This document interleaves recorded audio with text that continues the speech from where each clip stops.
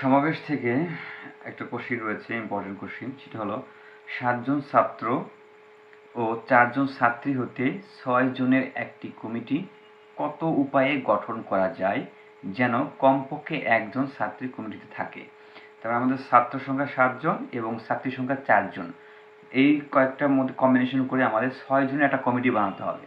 যেরকম হতে পারে এখানে 3 জন, এখানে 1 জন, এখানে 5 জন, এখানে 1 জন, এখানে 3 জন, এখানে 3 জন। মানে এইভাবে আমরা একটা কমিটি গঠন করব যেখানে সর্বদাই কমপক্ষে একজন ছাত্রী, তার মানে ছাত্রীর সংখ্যা 1-এর নিচে আসা যাবে না।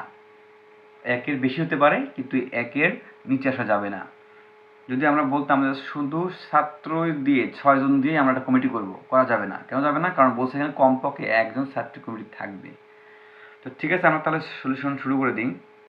যে কথাগুলো আছে শর্তটা এখান থেকে শুরু করব। কমপক্ষে একজন ছাত্রীকে অন্তর্ভুক্ত করে এই কথাটা লিখে দিই। হ্যাঁ, এখানে শর্ত থেকে চলে আসবো।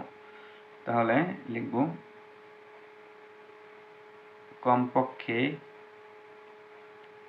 একজন ছাত্রীকে কমিটিতে অন্তর্ভুক্ত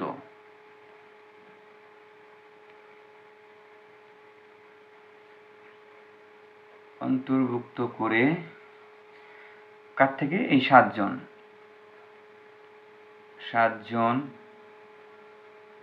ছাত্র ও কয়জন? 4 জন ছাত্রী হতে, যেভাবে লেখা সেভাবে লিখে ফেলবো। ছাত্রী হতে 6 জনের, কয়জনের? 6 জনের কমিটি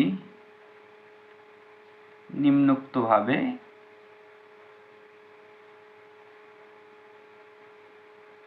কি করা যায়? গঠন করা যায়।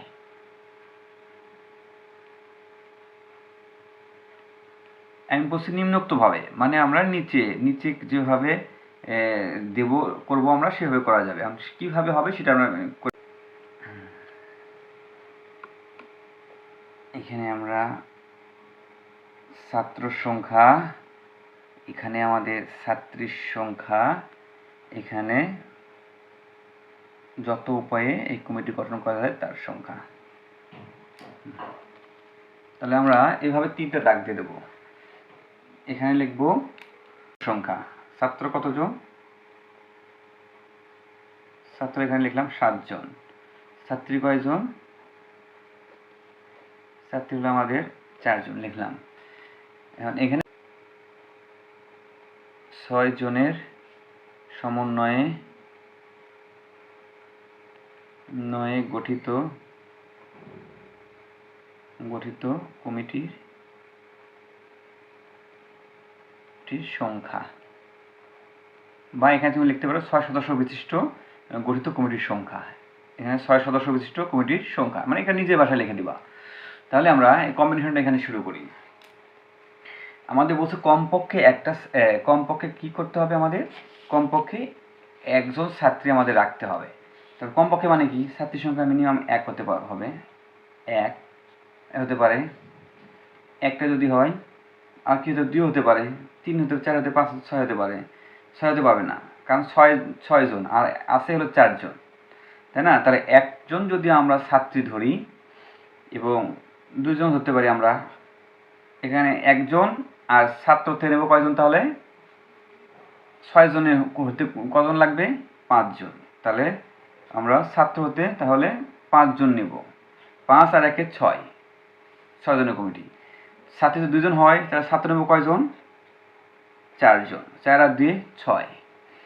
তাহলে আমরা ছাত্রী নিলাম 3 জন, তাহলে ছাত্র কত হবে? 6 জন মিলে 3 জন লাগবে। আর 4 জন নিলে কমপক্ষে এই যে 4 জন, এর বেশি তো যেতে পারবো না ছাত্রী। 4 জন, তাহলে এখানে কয়জন নেব? ছাত্র নেব এখান থেকে 6 জন মিলে 2 জন লাগবে। তাহলে মোটামুটি আমাদের এই কম্বিনেশনটা এই 6 জন কমিটি গঠনের জন্য লাগবে। গঠন করবো সেটা একটু লিখি। তাহলে দেখো আমরা এখানে 1 নাম্বার যে সাজানোটা হয়েছে সেখানে আমাদের কি কম্বিনেশন? 7 জনের মধ্যে 5 জন, লিখে ফেলি 7 জনের মধ্যে থেকে আমরা 5 জন, 5 7C5 গুণন এই 4 জনের মধ্যে কয়জন, একজন, অর্থাৎ 4C1। এটি ক্যালকুলেশন করে যা হবে সেটা লিখতে হবে।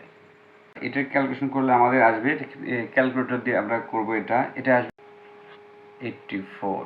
ওকে, এখন একইভাবে 7 জনের মধ্যে 4 জন, অর্থাৎ 7C4 ইন্টু 4 জনের মধ্যে 2 জন, 4C2। ক্যালকুলেটর যেটা হবে সেটা, এখন ক্যালকুলেটরে আমার এটা আসে 210, 210।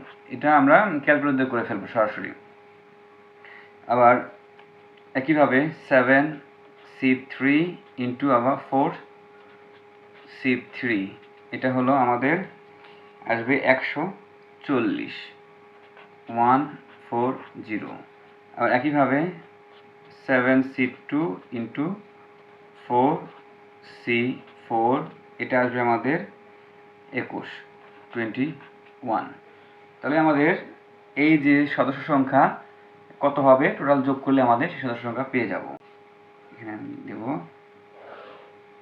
জাস্ট এখানে লিখে দেব মোট কমিটির সংখ্যা, মোট কমিটির সংখ্যা সমান যোগ করে দেখি আমরা 4 একে 5, 8 একে 9, 9 আছে 13, 14 15, 5 7 থেকে 1, 3 4, এই তো 455।